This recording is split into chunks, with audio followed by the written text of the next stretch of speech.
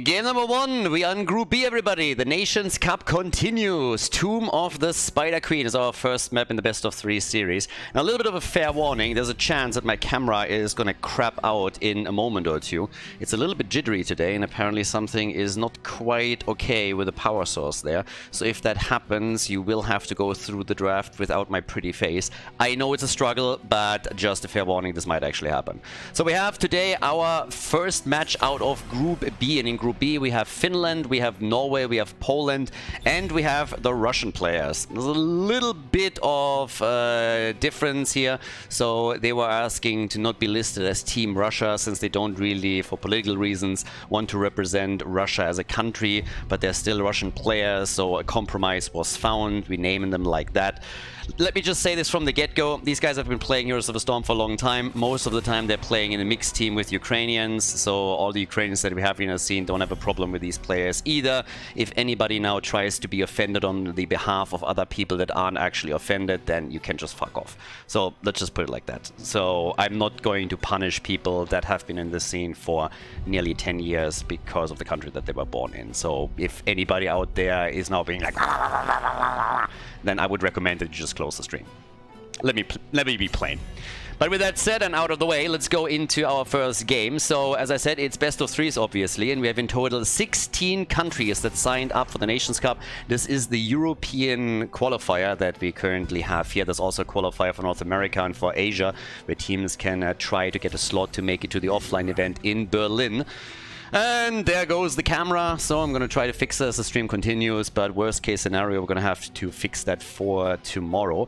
But either way, as our first pick, we got Blaze. There's also a bit of a rule change here, generally speaking, when we're talking about all of this, and this is that every single hero can only be played once within a series, so we don't have any pre-banned heroes like Meta Madness, at least not for the qualifiers, but you can only play a hero once. Brings a little bit of hero diversity into all of this.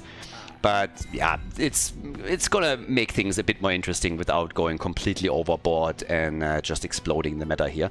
Keep in mind that with all of this, we are playing towards the event in Berlin, which is taking place on the 10th and the 11th of July. If you want to attend that, you should definitely check out the additional information that we have in the video description. If you're watching this on YouTube right now, you can go and watch the event live. There is no entrance fee. It's all taking place at the Alexanderplatz in Berlin at the Experian. Very happy to be partnered with them. So if you want to have a look at the venue itself, where all of this is going to take place, there's also a link that has several galleries where you can check out some of the pictures in the description of the video.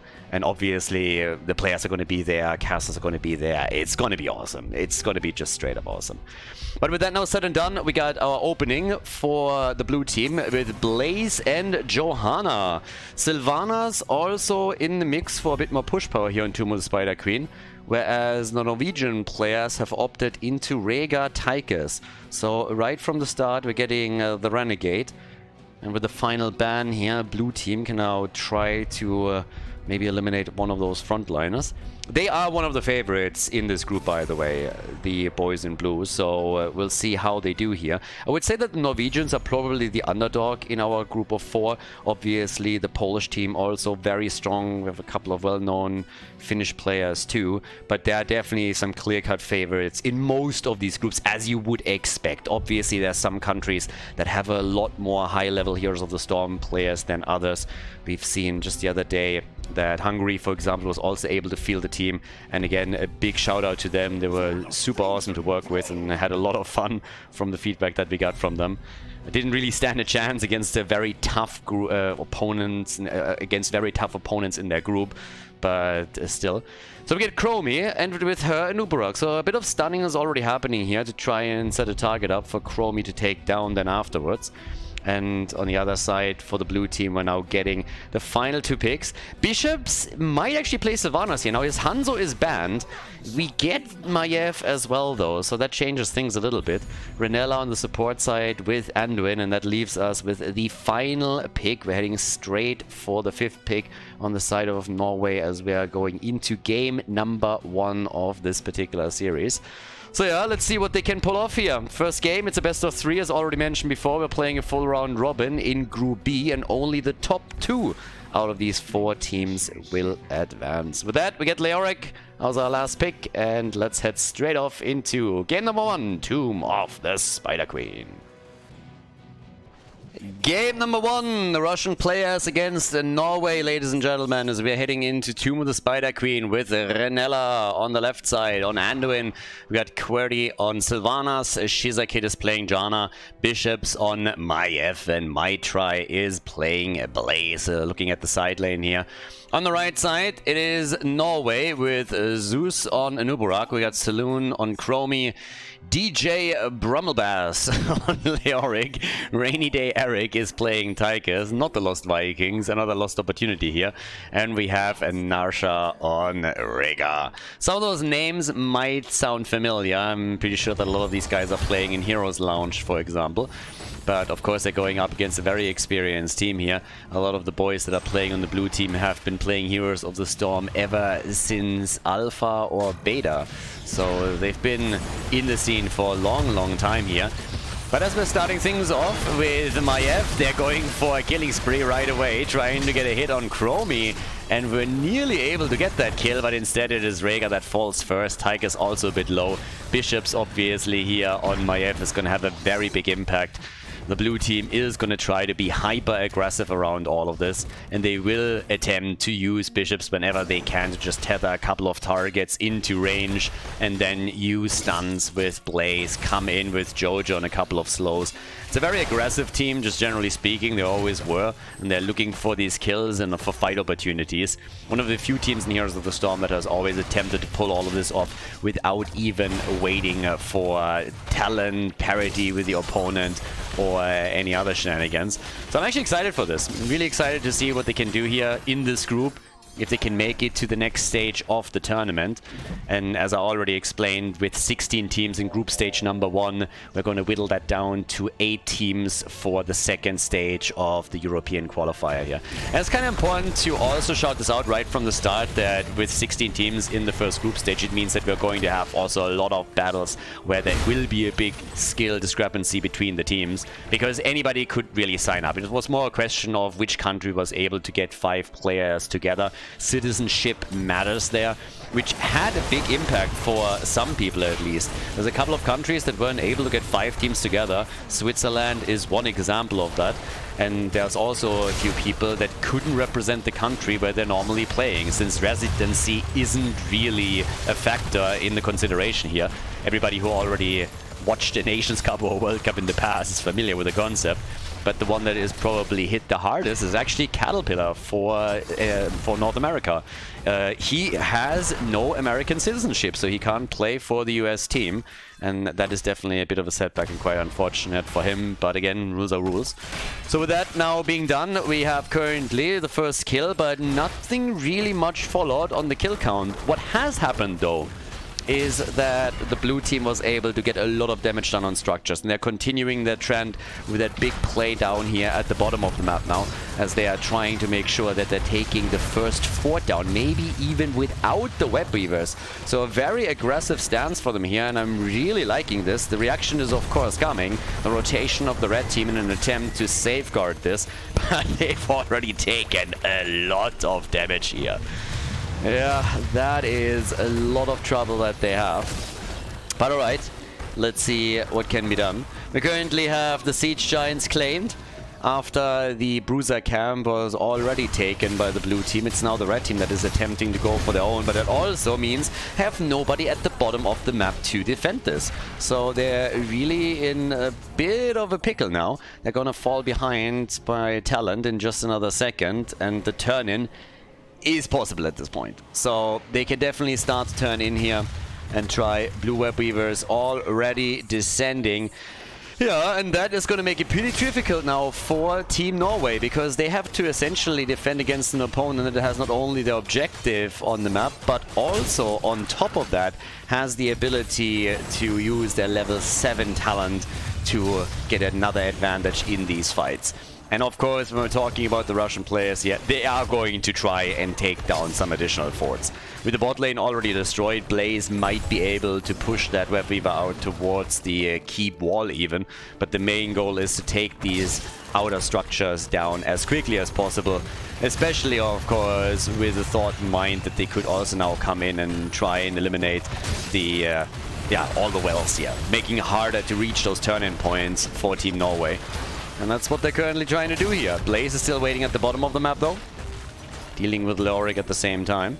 And the fort in the middle is definitely lost as Blaze continues the pressure play. So Maitrai has done a great job here. They're getting more and more damage in against the bottom structures. Rhaegar in the middle, still defending. Maitrai could try and slow him down a little bit and stun him out, but the rest of the team is up at the top fighting for the next fort, and they even get a kill. They take down Tigers and they're nearly able to obliterate a Nubarak too, but it will cost the red team the third and last fort. So only 5 minutes into the game and we already have a 1-level lead, 2 kills to 0, and more importantly, the entire outer ring of defense has been lost to Team Norway. This is a little bit of a ballsy move here, because at the end of the day, there's no level 10 ability just yet for the Russian players. But they are trying to get the boss. It baits, of course, the Norwegian team into the middle a little bit, since it's an opportunity for them to turn in. But if they complete the turn in, then essentially it comes down to them defending against the boss, while the red team defends against the objective. So a pretty even trade, something we see a lot on Tomb of the Spider Queen. But it's happening with the Nubarak dying, and Tychus is dead as well. He's not going to be the only one. It's a triple kill as Sylvanas is absolutely ripping them a new one here. Kill after kill after kill incoming, and of course a huge role in all of this was played by the fact that they had heroic abilities that they could use right away with the Blessed Shield, with the Wailing Arrow, with also Anduin using the Light Bomb here. So very aggressive moves once again by the team in blue, and they're paying off for them. 2.5 levels ahead. They're currently looking at 5 kills to 0. Another play around the boss here. Might even be able to go for a kill on Chromie. But just look at that keep. 6.5 minutes in. They're not going to be able to take it down here. At least I don't think so. But they're definitely doing an enormous amount of damage already. It's down to 50% HP. That is pretty respectable considering how early in the game it still is. Down to the bottom of the map, Maitrai is defeating one of the Web Weavers. And yeah, well, there's nothing that was damaged on the side of the blue team. They didn't lose anything here. So yeah, massive, massive setback from the perspective of the Norwegian players. They're having a tough time getting a good foothold in this game. Right now, bot side, Siege Giants are taken again. The one good news for the Norwegian team is that they're soon going to have access to level 10 abilities. So that's the one thing they got going for them. At least they're going to be able to fight back in these team fights. But there is, of course, a chance that very quickly after that, the blue team is going to get level 13 talents. Now, that talent advantage is not quite as powerful as having level 10 over your opponent, obviously, I mean, duh. But it still is going to make a difference. So we got the Temporal Loop in, we have Cocoon and also Entomb ready for them. The plays are being attempted down here. They have to be a bit careful that they're not jumping the gun. You could already see that Leo was getting in a position to try and get the Entomb out, but they haven't really gone for it. The turn-ins have happened, by the way, so a lot of the gems that were held by the blue team have now been safeguarded by them being turned in. And just another 2, and they get the Web Weaver wave, which they now have. And there's already a camp at the bottom of the map. The blue team is zoning their opponents out from even going down there. It's Leo that dies next, and oh my god, this is going to be a nightmare for Team Norway. 3 heroes dead already. The Web Weavers aren't even here yet, and already we are seeing enormous damage on those walls and the keeps. This might even be game, as they are just mercilessly pushing through the mid and bot lane. Currently, the Russian players are going through the Norwegian opponents like hot butter through cheese. Another keep is gone. The bot lane gets attacked, and with a few more heroes dying, which is definitely in the cards, the blue team could now end game number 1. Leo about to go down, and Nubarak dies first though. But down here, the damage is in. Jojo got at least eliminated, so it's not a perfect game. The Norwegians able to take 1 hero down. Johanna has died. And the core is now next on the line. All the keeps are gone. Bot keep is about to fall, so now all the keeps are gone. And this is a game. GG and a well played. Quite the statement here from the blue team in game 1 of this best of 3 series, as we are starting off Group B at the European qualifier for the Nations Cup. Nicely done and well played. Before we head into game number 2, make sure that you subscribe to the channel if you haven't done it yet, so you don't miss out on any future content here on Khaldor TV. Okay, so apparently we fixed the camera. I don't want to jinx it. I hope that it doesn't decide right now to just break again, but I think I might have fixed it. If not, then we're going to pull a bit of a Houdini and pull off a bit of a disappearing act. But what we also saw is that the Russian players are, as expected, insanely strong. So they came in swinging in game number 1. The Norwegian team is one of the underdogs in the group. Now we have a couple of other strong teams here, obviously, so it's not a guaranteed position out of the group for the blue team, but they have started quite strongly here with a 1-0 lead. Now the 10 heroes that were played in game number 1 cannot be played again. Outside of that, everything stays more or less the same here. And well, for now, Team Norway needs to find some kind of angle that they can play to get into this team. They decided in favor of map choice instead of going first pick, first ban. So they wanted to go to Infernal Shrines, which is actually quite interesting. I really want to see what they're going to do here now, because it's not like they all of a sudden can go into some kind of special strategy where they are employing like Tigers as an early pick. Tigers was already played previously. Hammer gets banned, so if the idea was to siege up with the Hammer composition around the shrine, then it doesn't really work either. So I want to see what they have up their sleeves here. There were a couple of other more exotic maps out there, Garden of Terror being one of them. They decided against that. Was obviously always a little bit that theory that if you're a team that is a bit weaker, one of the things that you can do is you prepare maps that most top teams are not that familiar with. You try to find a bit of a cheese there and then employ that against the opponent. Doesn't really put you in a position where you can win up a straight up battle against them necessarily, but if you just cheese in a map victory every now and then, that can help you in a group stage, because it's not only the match score that really matters. You also need to try and win as many maps as possible, and that might be the one small thing that gets you over the edge and gets you in a position to move out of the group. Now we get Hanzo banned out, and that's a ban that you're going to see a lot in this group, because Bishops is just insanely strong on Hanzo. So is Nano. The two of them probably some of the best known Hanzo players in Europe right now, and therefore these consistent bans against them. But we start things off with Diablo for Renella. Alright, so they got Dibbles for a little bit of ping-ponging around on those shrines. And how does the red team now react to this? As I said before, Tigers is already out. Hammer has been banned. There's still plenty around that they can do here, but what was the strategy? What's the idea? What's the plan that they have as they decided that Infernal Shrines is where they're going to make another stand? They go into a very early Kel'Thas pick. And Jimmy, what? I mean, I understand the impulse. You have Tigers banned, you have Sergeant Hammer banned. That's 2 StarCraft heroes already down the drain, so you go for Jimmy. But damn, opening it up with Kel'Thas, Reyna? Yeah, talk about things that I didn't see coming. So, Bishops now with Genji, and we have Brightwing on the side of the red team. But yeah, they are going very early into their damage dealers here, and oof, I'm not so sure about the Jimmy pick here on Infernal Shrines. It's always a little bit tricky. Kel'Thas you can definitely make an argument for, depending on what kind of frontline you play. Maybe you're comboing off with, I don't know, we've seen it with Stitches in a couple of instances. You can try and go for a hook and a gravity lapse behind it. Can add a bit more stun and try and blow the target away. Jimmy is going to be rough though. He's great on the single target damage obviously, but I don't really know if it is the best pick here for them on Infernal Shrines. They seem confident with this. Don't see a whole lot of double damage dealer rotations in a draft these days, but yeah, let's see what else they are going to try and pull off here. Obviously, that means for the blue team, they can just try and get rid of some of the supports of frontliners. They decide to get rid of Varian first, and we get an insta-pick for Garrosh for Team Norway. Alright. So playing around the big boy a little bit. But while it's an insta-pick on Garrosh, they're a bit more hesitant when it comes to their side lane. I assume that we're gonna get the side laner pick. Support also still up. Okay, so they're being a bit flexible here. The Haka has been banned, Hoga has been banned, Blaze has been played on the last map. You still have Urel, you have Malthael, there's plenty. But yeah, so Uther together with this comp that they're playing here right now provides a few stuns, so if Genji doesn't pay attention as he dives in, could become a problem. I don't really think that it's necessarily going to be an issue. But they got CC, so they have a fair amount of CC, that's definitely helpful.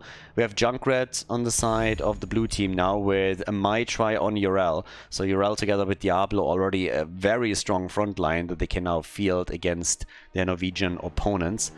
And I told you this camera would be my downfall. So yeah, camera a little bit flaky today. We'll see. Maybe later we can get it back to action. But either way, last pick for map number 2. What's it going to be here on Infernal Shrines? We are getting Deathwing. Deathwing in the house, everybody. Game number 2. Can Norway put a point on the board and force game number 3? Or is the blue team going to walk away with a 2-0 victory in this first match of Group B at the European Nations Cup qualifier? Let's find out. Game number 2. The Russian players, they are ahead against Team Norway. On the left side, Bishops on Genji in game number 2.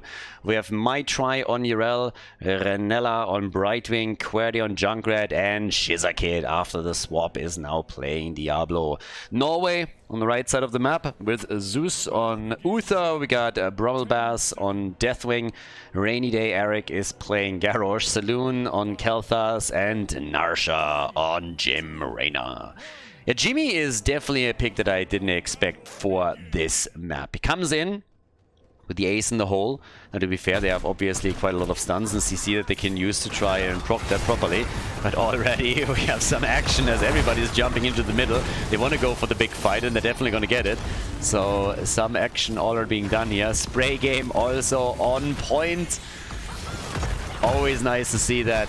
But this combo of Urel and Diablo is going to be very difficult to break through in the later team fights. So when it comes to battles on the objective and the shrines, I think this could go pretty badly for Team Norway unless they are coordinating really, really well around it. Bit of a flip already, and the stun is there. So yeah, nicely done. Brightwing to the rescue as the Fruit Fly is saving the day for Diablo. But Dibbles on level 1 here with a Soul Shield. And Deathwing now all the way up at the top. Majestic skin as well. That's how I like it. I give some credit to the players lately. We don't get that turkey skin anymore for Deathwing. These days it's all majestic dragons everywhere. Either going for the full black setup or the Jade Dragon or this. But our boy Garrosh, not so majestic in the mid lane, so he gets taken down, and that is kill number 1 in favor of the blue team. They're getting aggressive around the camps now, hoping to maybe even claim all of them. We have Kel'Thas attempting to stack on the Mana Addict, obviously, so he's going to try and get his shield together. As Jimmy has a bit of a problem. He has a big problem. It's called a lack of hit points, and he is running out quickly. So another kill for the blue team. 2 kills to 0, and that nets them also a lead in experience.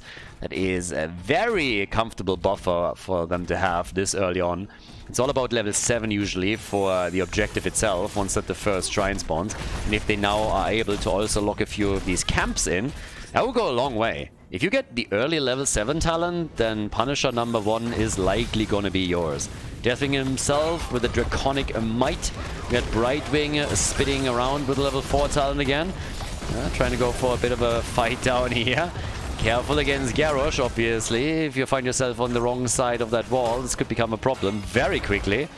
But they can now go for the next camp, which is exactly what they're doing. Still maintaining that lead in experience that I was talking about a second earlier. And up at the top, we now got Maitri in position. Yeah, still making sure that he gets the additional minion waves for them. Red team is catching up, though. So at least they're able, well, to an extent that is. They're not falling too far behind in XP, but it's a level lead nearly for the Russian players after all. So things are still a bit tricky for the red team. They have to somehow bridge that gap or find a kill somewhere. collapse onto a target like Urel, but Brightwing is immediately there. And Garrosh kind of missed that throw a little bit, or they might have been able to take at least Renella down. Instead, Garrosh himself becomes the target and gets very quickly moved back into your opponent's backline. Well done by Junkrat. Well-placed mine and another kill. Garrosh down for the second time now, and all of this happening with the objective just being active. Not only do they have their camp at the top, which is just pushing for structures, the red team wasn't able to take their own camp. Yeah, and now, as you can tell, we have more aggression in the middle of the map as Jimmy, oh, it goes down, but it's going to be the end of Genji as well. Typical Genji move, totally worth it though. He came in, wanted the reset, didn't get it, was able to get the kill though. If you're a Genji player, you have to go for this one. You're like, yeah, I might die, but honestly, you know what? It's going to be worth it.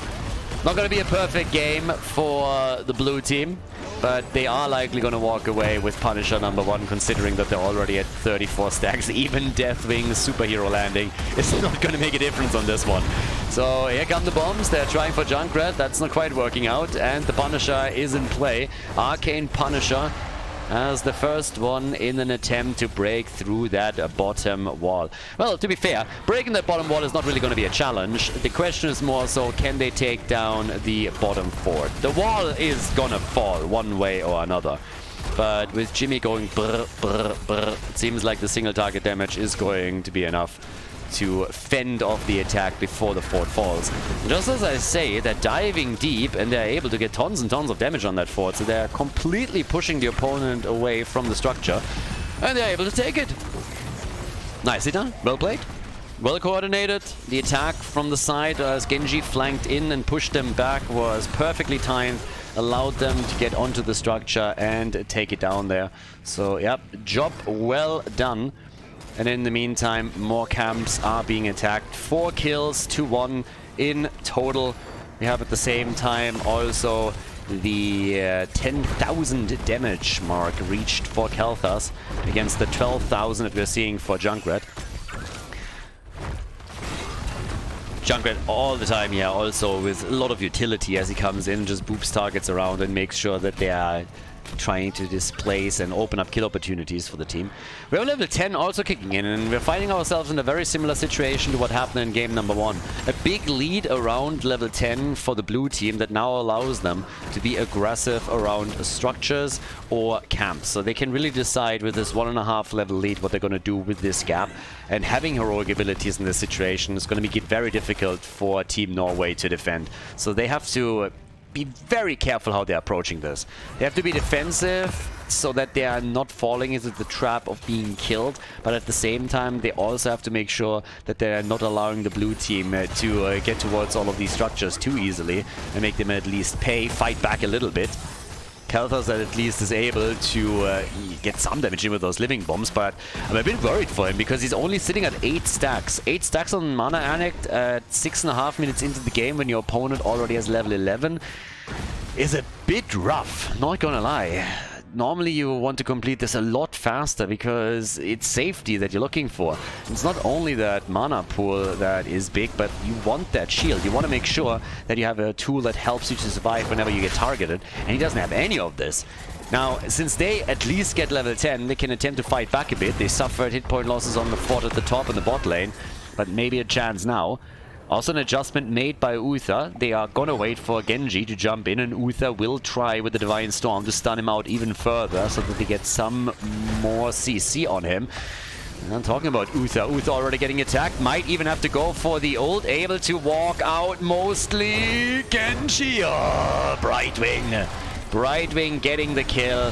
Now they're coming in here once again, and it seems like Deathwing is not going to make it either. It's a double kill for the blue team just as the objective spawns. It's rough. It's rough for the Norwegians. They're trying to fight back, and to be fair, they're looking a bit better than on Tomb of the Spider Queen. They're not going to get snowballed this heavily, but they're still getting murdered by Genji, who comes in swinging. And there it is, the triple kill. Yep, 3 kills in a row here, and all starting with Genji initiating the fight. The fort is gone. I shouldn't have jinxed it, honestly. It's my fault. I should not have jinxed this. It was kind of me. Genji jumping in here with the X-Strike, getting the kill quickly, and just brutalizing them. And me saying a second earlier that they look a bit better than in game number 1 was probably what really pushed them over the edge. So yeah, I apologize. 9 kills to 1. We have a 2.5 level lead. Level 13 talents are there. And it is rough going. With all of the forts gone, it's another objective that is about to be taken by the Russian players. And that should allow them to, well, maybe even take the keep. It's a Frozen Punisher, and Frozen Punishers are currently among the strongest in the game. If you can disable the opponent's structures, that is a big deal. Now, this attempt at a flank could be successful. I like the idea behind it. You have to go for desperate moves here. And if you're able to flank in and get some shots fired, that's great. But Bishops is already expecting this, so the bait is actually happening in front of the wall. That's bad news in and of itself. And here comes the kill. They go for Garrosh. I don't think he stands a chance there. Oh, but the taunt. Bishops actually gets hit hard. Bishop gets hit, Brightwing explodes, and Genji is still alive. The Punisher is still in the middle of the battle. Deathwing is down. Now they're going for Zeus, and they take Uther apart. I love how the Punisher was just in the middle of this. That bad boy wanted to be part of this fight, and he got exactly that. Now we're going for another potential kill. Jimmy's in trouble, and Bishops is jumping in immediately, taking him down. Talking about taking things down, the fort is gone, the keep is destroyed. That leaves the core and 2 more keeps, and they really have to think about where they want to go from here. Because it's 16 seconds until Jimmy is back. They can definitely get some core damage done. The question is, can they take the entire thing down? And with them annihilating Kel'Thas this quickly, I think the answer might be yes. The core is already losing hit points. Kel'Thas still without a completed mana addict. That didn't help his case there. And now it's 16 kills to 2. They're just taking them apart. A 2-0 victory as the blue team takes their first match in Group B. GG.